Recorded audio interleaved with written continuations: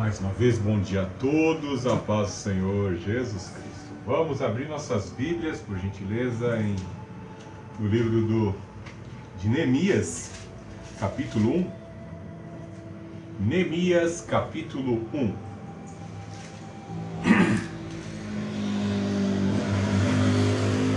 Neemias, capítulo 1, do verso 4 em diante. Depois de ouvir essas palavras, sentei-me e chorei. Lamentei por alguns dias e continuei a jejuar, orar perante Deus, o Deus do céu. Eu disse: ó Senhor, Deus do céu, grande e temível, que cumpres a tua aliança e usas de misericórdia para com aqueles que te amam e obedecem aos teus mandamentos.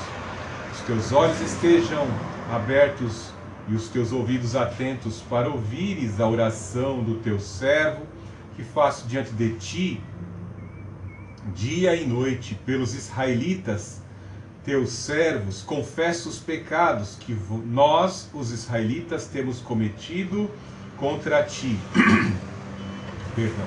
Sim, eu e a minha família pecamos, temos agido de forma perversa contra ti, e não temos obedecido aos teus mandamentos, nem aos estatutos e às leis que ordenaste ao teu servo Moisés.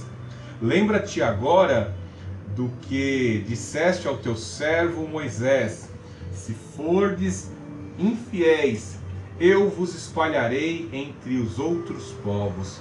Mas se voltardes para mim e obedecerdes os meus mandamentos e os praticardes, ainda que os vossos exilados estejam dispersos pelos lugares mais distantes do céu, de lá os ajuntarei e os trarei para o lugar que escolhi para estabelecer o meu nome. Eles são teus servos e o teu povo que resgataste com o teu grande poder e com o teu braço forte. Ó Senhor, que os teus ouvidos estejam atentos à oração deste teu servo e oração dos teus servos, cujo prazer está em temer ao teu nome. Faze com que o teu servo seja bem-sucedido hoje, concedendo-lhe a benevolência deste homem. Nessa época eu era copeiro do rei. Deus Altíssimo, Deus de amor, Deus de poder, eu invoco este mesmo Deus, o Deus de Neemias, Deus Todo-Poderoso, Deus infinito em misericórdia, Deus que tem poder de agir e intervir. Somente a Ti podemos recorrer, pois só Tu tens competência suprema para atuar em nossas vidas. Senhor Jesus Cristo, age da forma como Tu quiseres, Pai Santo. Nós reconhecemos os nossos pecados, as nossas falhas, a propensão da nossa natureza. Reconhecemos que a Tua mão poderosa pode atuar em todas as nossas necessidades. Senhor Jesus Cristo, confessamos os nossos pecados, as nossas fraquezas e recorremos a Ti diante das nossas necessidades, aflições, em nome do Senhor Jesus, pelas nossas famílias, a família do Teu povo nos quatro cantos da terra. Nós, Pai Santo, intercedemos, nos colocamos à frente nesta intercessão de clamor e súplica. Tua palavra nos diz: clama a mim e responder-te-ei, e anunciar-te-ei coisas grandes e firmes, coisas que não sabes. Ó Senhor Jesus, nós clamamos a Ti e esperamos em Ti, porque cremos no poder da Tua palavra, cremos, Pai Santo, na Tua infinita misericórdia. Use a minha vida, ó Senhor Jesus Cristo. Eu te suplico nesta manhã, use a minha vida para pregar a Tua palavra, Senhor Jesus Cristo. Usa-me com o poder do Espírito Santo para trazer edificação pelo poder da Tua palavra. E assim nós glorificamos nessa manhã o Deus Altíssimo, glorificamos o Senhor Jesus Cristo, glorificamos o Santo Espírito. Amém. Fechado para a reforma. Eu e a Dora, nós fomos dar uma passeadinha, fomos namorar um pouquinho, estávamos um tanto que presos neste mês de junho dentro de casa, né? E nós precisávamos sair, andar um pouquinho debaixo do sol. Às vezes ficamos sem tomar sol, como diz o Dr. Lai Ribeiro, não é bom que as pessoas fiquem sem tomar sol. Estava uma tarde uma tarde ensolarada, e nós vimos uma sorveteria aqui, a Capricho, que faz um excelente sorvete aqui em São Mateus, na Avenida Mateu B, e fomos ali tomar um sorvete, onde nós costumávamos tomar. E chegando lá, nós procurávamos uma mesa para assim comprarmos ali a nossa porção de sorvete e comermos juntos, né? Confraternizar aquele momento especial, né? Aí o senhor lá, com certeza deve ser um dos donos, aí diz: ah, tá fechado para reforma, só tem aqueles assentos ali na lateral, onde vocês podem ali desfrutar, comer o sorvete, né? Chupar o sorvete ali, tomar o sorvete, né? E isso me ficou na mente e me trouxe uma lembrança aqui neste texto, né? Da importância da reforma, da importância da restauração. Quando olhamos para a história, vemos a importância da reforma protestante para a igreja, que já praticamente tinha 15 séculos de existência, e num processo de 15 séculos de existência, quantos vírus entraram dentro da igreja chamada universal, católica, romana? Toda a sorte de deuses pagãos se infiltraram ali dentro, com toda a sua simbologia. Houve a necessidade de Deus levantar, nos séculos que antecediam o século XV, o século XVI, levantar reformistas para exortarem o pecado e exortarem acerca de toda a sorte de abominação que entrou dentro da igreja. Não estaremos aqui descrevendo todos os ídolos que assim adentraram, mas basta você observar. Seja bem atencioso e preste atenção no auditório que foi construído no Vaticano. É a cabeça da serpente. Um auditório em formato da cabeça da serpente, né? O maior inimigo da humanidade, aquele que come pó, aquele que almeja destruir a humanidade, foi construído em homenagem à serpente, um auditório. Foi construído lá no Vaticano um auditório com a cabeça, em formato de cabeça de serpente. Vemos que houve necessidade da reforma protestante, para, de certa forma, nos trazer como um grande orientador, como um grande pautador, o que nós, como Igreja de Cristo, temos que ser nos dias de hoje. Se analisarmos bem, até mesmo desde o surgimento do pentecostalismo no início do século XX, de lá para cá, veja como até mesmo o pentecostalismo, de certa forma, se contaminou, foi fazendo concessões e ficou um tanto que descaracterizado, bem descaracterizado, quando olhamos para a matriz pentecostal ali, 50 dias após o sacrifício do Senhor Jesus Cristo com a instituição da igreja. Então, se nós observarmos para a nossa própria vida, assim como nós fazemos a nossa higiene pessoal, todos os dias escovamos os dentes, limpamos os nossos ouvidos, lavamos o nosso rosto, né? Nós temos assiduidade em cuidar da nossa aparência, cortar os nossos cabelos, tomarmos banho todos os dias. Bem assim, a nossa higiene espiritual e moral tem que ser efetuada, tem que ser realizada. Neemias nos dá um grande exemplo aqui, onde ele se identifica com a necessidade do seu povo, que estava lá na cidade de Jerusalém, na Judéia, uma cidade totalmente em escombros por conta dos seus pecados. Ele sente a necessidade dos pobres, dos miseráveis, ele sente a necessidade de um povo que é ainda povo de Deus, e ele se identifica e começa a clamar. Ele se identifica a tal ponto de pedir perdão por aqueles que estavam lá. Muitos dos mais jovens, de certa forma, só conheciam a história de ouvir falar. Foi por conta dos pecados dos pais deles que eles estavam naquela situação, né? Veja que o diabo é muito terrível, né? Em especial, ao observarmos as 3 incursões de Babilônia contra Jerusalém, veja que o diabo não vem para fazer carinho. O diabo vem para destruir e tentar acabar com o plano de salvação de Deus através da tua vida, né? Houve uma incursão de Babilônia em 605 a.C., houve a segunda incursão de Babilônia no ano 596 a.C. e a terceira incursão em 586 a.C. 3 incursões terríveis. Na terceira incursão, houve a destruição completa dos muros, houve a destruição do templo, que era sagrado, do templo de Salomão, e a riqueza a riqueza do povo de Deus foi levada para os cofres de Babilônia, como foi profetizado perfeitamente pelo profeta Isaías, né? Quando a comitiva de Merodach-Baladã foi visitar o rei Ezequias.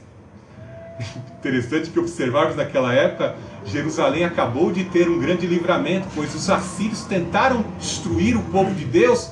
Ezequias clamou ao povo, suplicou, Deus interviu e salvou o seu povo. Deus salvou o seu povo, o povo teve uma experiência de salvação. Essa história deveria ser reproduzida diversas vezes para que o povo jamais se afastasse de Deus. Mas infelizmente o povo se afastou do Deus Altíssimo. Um Deus que com somente um anjo, um anjo desce e dizima 185 mil soldados, toda uma infantaria, todo um aparato militar, todas as tranqueiras de guerra, como dizia o profeta Isaías, foram destruídas.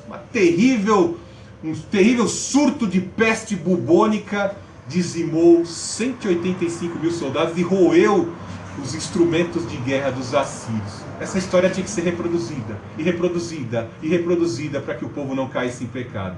Mas infelizmente trocaram os deuses. Jeremias faz uma descrição no seu livro de como o povo de Deus, o povo que tinha recebido um livramento, com o passar do tempo foi se tornando negligente, como a Igreja Universal Romana, né? Foi se tornando negligente, foi fazendo concessões, e os ídolos entraram. O nosso Deus deixou de ter a exclusividade na vida do seu povo, e outros deuses foram entrando, outras prioridades foram tomando, foram se concretizando, se impondo na consciência do povo de Deus, e de repente o povo se viu na miséria, perderam a sua riqueza, e sua terra passou a ser dominada pelo inimigo. Nós temos que observar que as nossas vidas, muitas vezes, por fazermos concessões, por não valorizarmos as posses, por não valorizarmos as conquistas, o que conquistamos em Cristo Jesus, pode abrir uma sequela terrível em nossas vidas, como abriu na vida do povo. A cidade amada, Davi foi tomando aquela cidade palmo a palmo, povo por povo. Imagine o trabalho de Josué, praticamente viveu uma vida consagrada a Deus. Pouco encontramos de pecado na vida de Josué. Davi, com a sua bravura, de palmo a palmo, conquistou, manteve a confederação das tribos de Israel unidas, e de repente, passados séculos, o povo perdeu o rumo, perdeu o sentido. Por isso nós vemos a importância, Neemias, quando ele recebe o relatório em que condições estava a cidade de Jerusalém. Já havia se cumprido algumas profecias, visto que Isaías tinha profetizado que ia se levantar 150 anos antes de Ciro se levantar, o imperador, o general persa, o príncipe Ciro se levantar. Isaías já dizia: Ciro, o Senhor te chama pelo teu nome, para dar liberdade aos cativos, abrir as portas de bronze, reconquistar todos os tesouros de Babilônia, e para dar edito de libertação ao meu povo. Deus já havia profetizado 150 anos antes de Ciro, que Ciro libertaria Jerusalém do opróbrio. O ano 539 já tinha passado. Zorobabel, um dos herdeiros da linhagem de Davi, já havia retornado para Jerusalém, mas ainda havia uma necessidade de mais empenho, mais empreendimentos, mais tarefas a serem realizadas. Faltava-se muito mais ainda, faltava-se restaurar o culto de adoração a Deus, a organização dos sacerdotes, dos educadores, dos advogados daquela época, que precisavam ser reorganizados. Esdras vem no ano 458 com a segunda expedição para restaurar Jerusalém. Faltava ainda mais empenho, muita coisa ainda necessitava ser feita. É diante desta profecia e desses acontecimentos que Neemias se coloca na terceira expedição para a restauração de Jerusalém. Isso é no ano 445 a.C. Neemias se coloca na brecha. Como eu disse, ele recebe o relatório do seu irmão Hanani. Hanani vai até Suzã, a capital do Império Persa, que domina agora o mundo, que derrotou Babilônia e que agora domina o mundo. E ele vai ter contato com seu irmão Neemias e lhe traz um relatório. Veja no capítulo 1, verso 1. Palavra de Neemias, filho de Acarias, no mês de Quisleu, no 20º ano, quando eu estava na cidade de Suzã, capital do Império Persa.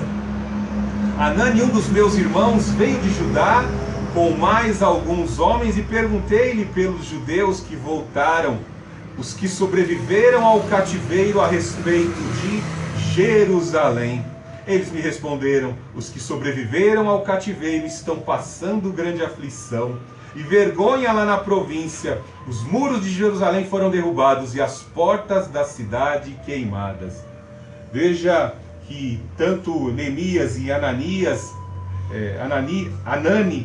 de certa forma, eles têm essa consciência, porque eles ouviam as histórias dos seus pais, e eles sabiam que o tempo de glória trazido por Davi e o ápice atingido ali por Salomão faziam as nações da terra terem inveja, faziam o inimigo ferver de raiva, porque o plano de Deus estava dando certo.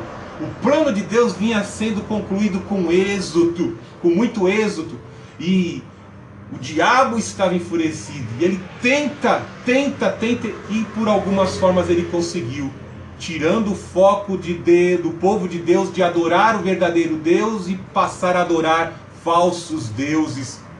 E a consequência veio. Ele traz o relatório aqui: só ficaram os mais pobres que sobreviveram e estão numa situação de opróbrio. A cidade está num aspecto horrível, Neemias. Os muros estão quebrados, as portas foram queimadas, foram utilizadas mercadoria de primeira qualidade para a produção daquele muro. A cidade era opulente, uma cidade bonita, imponente, e a cidade estava num aspecto horrível, necessitava de uma restauração. Necessitava-se também a necessidade urgente de restauração do foco de adoração.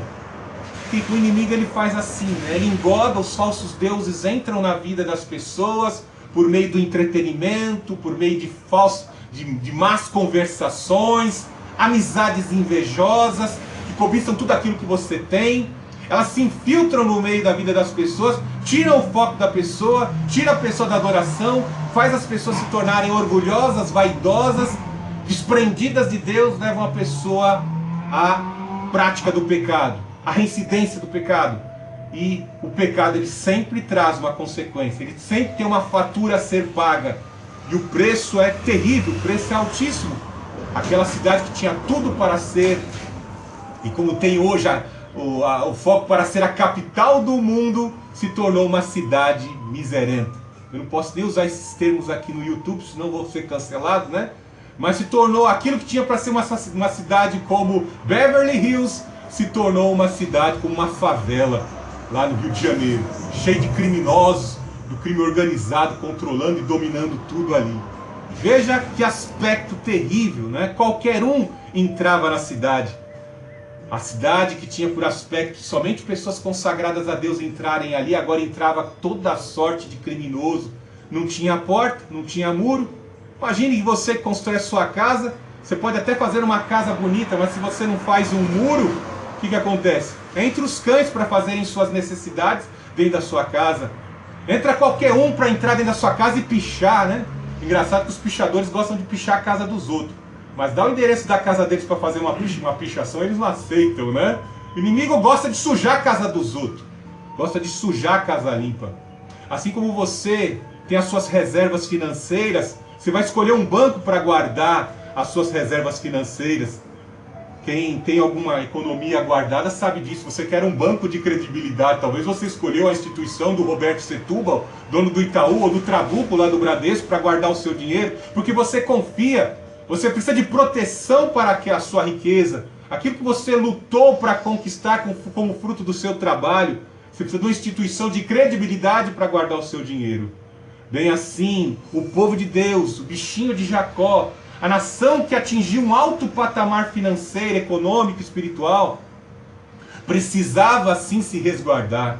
como diz o sábio falecido doutor Enéas, né?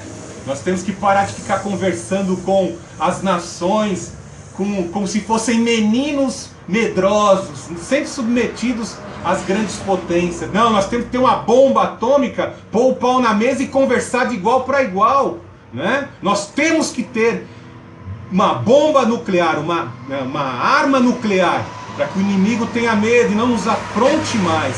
Nós temos que nos impor como uma nação soberana e poderosa. Essa que é a verdade.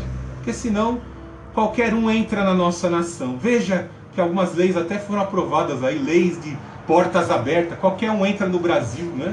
Hoje em dia as fronteiras estão abertas, é narcotraficante entrando, toda sorte de criminoso entrando na nossa nação. E isso é algo terrível, porque trazem toda uma infecção moral para a nossa vida, para a nossa nação. Então, diante dessa situação de uma cidade sem muros, de uma cidade sem portas, entra qualquer um, ocorre infiltração, miscigenação, mistura do mal, de culturas pagãs com o povo de Deus, com a cultura do povo de Deus. Nós vemos que Neemias se coloca na brecha, porque a obra ainda não havia sido concluída. Os muros continuavam quebrados, mesmo após tendo se cumprido parte das profecias. Havia uma necessidade de alguém se colocar na brecha. E nós vemos que Neemias se coloca nessa brecha para restaurar os muros, para restaurar a adoração, para trazer ao povo de Deus verdadeiramente consciência de que eles fazem parte do projeto de Deus, conscientizar na mente do povo de Deus que a história do povo de Deus não se acaba aqui com os muros destruídos, com tudo quebrado, não. Deus quer levantar essa cidade, assim como Deus quer levantar as nossas vidas. Deus quer a nossa vida restaurada. Deus quer exclusividade do nosso coração. Ele quer restaurar o culto, a verdadeira adoração, que Paulo fala em Romanos 12. O culto racional de Romanos capítulo 12. Tendo consciência, por que eu estou na casa de Deus? Qual o meu objetivo? Ciente de que eu vou viver eternamente. Eu sou uma criatura que vou viver eternamente. Onde eu vou passar a minha eternidade? Ciente dessas verdades que foram inseridas em nós pela palavra de Deus, nós temos que retirar as pérolas, as pepitas de ouro deste texto, somente deste capítulo 1 de Neemias. Veja aqui no verso 4, depois de ouvir essas palavras, sentei-me e chorei. Amor pelas almas. Veja que Neemias é um tipo humano do Senhor Jesus Cristo. Nosso Deus, vendo o homem pecar, vendo você pecar como você pecou ontem, ou ao longo da semana passada aí, né? Deus poderia largar você no seu pecado, mas não. Deus envia o amor do Senhor Jesus Cristo por meio desta mensagem. Deus envia por meio da Bíblia, Deus envia por meio da igreja a mensagem de salvação, de que há solução para a reparação, para a restauração da tua vida por meio da obra do Senhor Jesus Cristo. Veja que Neemias chora e se lamenta pelo povo que estava lá em Jerusalém sem sentido para a vida. Ele assim almeja, ele deseja no seu coração e elabora estratégias espirituais. Primeiro começa diante de Deus. Ele precisa dessa confirmação de Deus na vida dele, de que ele é o homem que tem que ir para Jerusalém para restaurar os muros, para cumprir o propósito de Deus, o plano de salvação de Deus. Depois de ouvir essas palavras, sentei-me e chorei. Note que ele fala que ele senta, ele chora, ele pranteia, porque ele sabe, porque ele já estava vendo em partes o cumprimento das Sagradas Escrituras. Irmãos, isso não é brincadeira. Quando Deus fala que as portas do inferno não prevalecerão contra a igreja do Senhor, Jesus já disse que você é vencedor. O inferno não vai tragar a tua alma. A serpente não vai comer o pó do teu corpo. Não vai. Não vai. Você vai morrer, desfalecer, mas a tua alma está guardada no Senhor. Você crê nessa palavra? O diabo não vai vencer você. As lutas vêm, a dificuldade vem, a privação vem, sofrimentos vêm, mas não vai. Por mais que você olhe para a tua casa, esteja como Jerusalém, com os muros quebrados, precisando de uma reforma. Às vezes você olha assim, alguns bens estão faltando na tua casa. Tudo isso é para você olhar para o céu e clamar: eleva os meus olhos para os montes, de onde me virá o socorro? Precisamos fazer como Neemias diante dessas áreas que precisam ser reparadas dentro da nossa casa pessoal. Lamentei e chorei por algum dia e continuei a jejuar. Note que existem alguns momentos emergenciais da nossa vida para sermos assim redirecionados e aguardar o tempo certo de atuação pela vontade do Espírito Santo, de jejuar, esvaziar das nossas coisas aqui na terra, pararmos dizendo basta. Não é só simplesmente ficar sem comer durante algum tempo, é dizer não para as gulodices da terra e dizer assim, momentos de devocional, de oração, de extrema devoção: Senhor, qual é a tua vontade? Me coloca, Senhor, coloca a atuação sobrenatural adiante de mim, para que eu haja no momento em que o teu Espírito Santo, como Davi que buscava orientação nas batalhas, e assim é orientado, quando você ouvir sobre a copa das amoreiras, a ação sobrenatural dos anjos pelejando, você ataque também de frente, porque eu vou dar a vitória atacando de frente, não é pelas costas, não é de frente. Note que é o poder de Deus. O inimigo mais forte aos nossos olhos é derrotado por um exército menor. Só que quando Deus vai à frente, os demônios já são derrotados lá no céu pelas hostes celestiais, e Davi só foi tomar a vitória, né? Aguardou a vontade de Deus para seguir a melhor estratégia, aguardar a interferência de Deus, sermos sensíveis para a hora de estarmos atuando. Jejuar, esvaziar do nosso eu, a mortificar os nossos desejos, nosso egoísmo, as nossas intenções, e nos enchermos do Espírito e da vontade dele, da vontade atuante do Espírito Divino. Veja a oração dele. Eu disse, ó Senhor Deus do céu, Deus grande e temível, que cumpres a tua aliança. Note que ele começa a sua oração reconhecendo que o Deus que ele está buscando é um Deus que mandou o profeta escrever e cumpre. Eu fiz questão de citar várias datas e fiz questão de citar o texto de Isaías 45, Jeremias 29:10. Fiz questão de citar os textos bíblicos para mostrar que Deus não usou em vão. Veja quantos profetas sofreram. Isaías foi cerrado ao meio, Jeremias foi colocado no tronco, foi açoitado, né? Sofreu muito Jeremias, mas a palavra dele se cumpriu. Tudo que eles falaram se cumpriu. Jeremias descreveu: o leão que brama do norte virá para assolar essa cidade. Deus disse: e o Deus que revela pela minha boca vai lutar ao lado do inimigo para punir o seu povo, Judá. Cumpriu ou não cumpriu? Deus cumpre a palavra. Por quê? Lá em Levíticos 26:33, Deuteronômio 30, do verso 1 a 5, é bem claro. Ele ora aqui na oração dele, do verso 5 ao 9, ele está lembrando de Deuteronômio capítulo 30, do verso 1 a 5. Se o povo desobedecer os estatutos e a lei de Moisés, me trocar por outros deuses, eu vou permitir que esses deuses levem vocês para a terra deles. Aqui Deus está dizendo: eu vou permitir que vocês sofram com a deportação. E é terrível, né? Veja as crises migratórias do dia de hoje, né? Imagine pessoas que construíram tudo lá na Ucrânia, né? Como o irmão estava dando testemunho lá no YouTube, né?